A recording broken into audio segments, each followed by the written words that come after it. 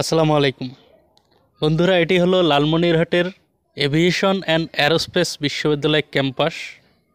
তো এই ক্যাম্পাসে যদি আমরা আসি তাহলে দেখতে পারবো যে ক্যাম্পাসের সামনে এভাবেই দুইটি পরিত্যক্ত বিমান দাঁড়িয়ে আছে।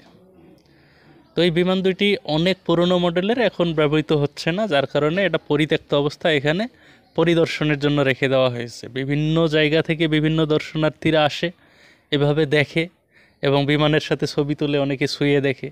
এবং এই বিশ্ববিদ্যালয়টিকে আধুনিকায়ন করার জন্য যুক্তরাষ্ট্র এবং ফ্রান্স তারা কিন্তু সহায়তা করার ঘোষণা দিয়েছেন, সম্মতি দিয়েছেন। তারা বলেছেন এটিকে আধুনিক করতে যতটুকু সহায়তা প্রয়োজন তারা সেটা দিবে।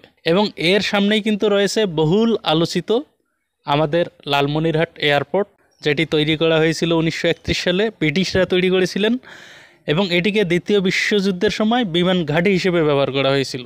তো দ্বিতীয় বিশ্বযুদ্ধের পর 1947 সাল থেকে মোটামুটি এই এয়ারপোর্টটি পরিত্যক্ত অবস্থায় পড়ে আছে। এখানে মানুষ ধান শুকায়, এখানে কৃষিকাজ করা হয়, মানে আলু চাষ করা হয়, ভুট্টা চাষ করা হয়।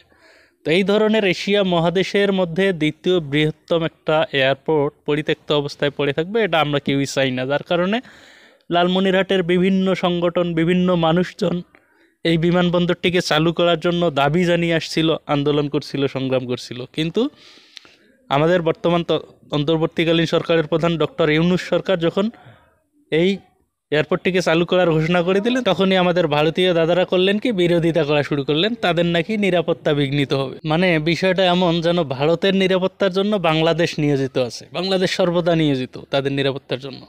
তো যাই হোক, বাংলাদেশ সরকার কিন্তু সেটার তোয়াক্কা করছে না এবং তারা এটাকে ইন্টারন্যাশনাল হাব তৈরি করার একটা পরিকল্পনা করছে। তো আমরা এটাকে সাধুবাদ জানাই। আর কেউ যদি এই বিশ্ববিদ্যালয়ে ঘুরতে আসেন তাহলে দেখতে পারবেন যে এর অনবদ্য সুন্দর একটা ক্যাম্পাস।